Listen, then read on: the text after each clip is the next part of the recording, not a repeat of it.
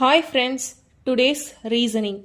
If A is 6, B is 5, C 4, D 3, E is 2, F is 1, then question கொடுத்திருக்கான். A ஓட value என்ன கொடுத்திருக்கான்? 6 into B வந்து 5 divided by D ஓட value 3, E ஓட value 2 plus bracket of C ஓட value 4 plus F ஓட value 1 in bracket close பண்ணி into F ஓட value 1 சொல்லியிருக்காங்க. ஸோ நம்ம போர்ட் மாஸ் படிச்சிருப்போம். ஃபஸ்ட் என்ன பண்ணணும்? ப்ராக்கெட்டில் இருக்க சால்வ் பண்ணணும்.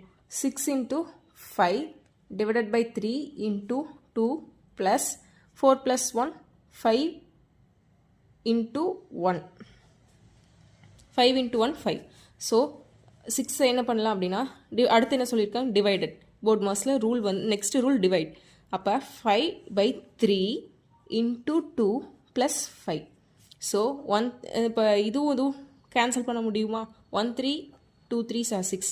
So 2 into 5 10 into 2 plus 5.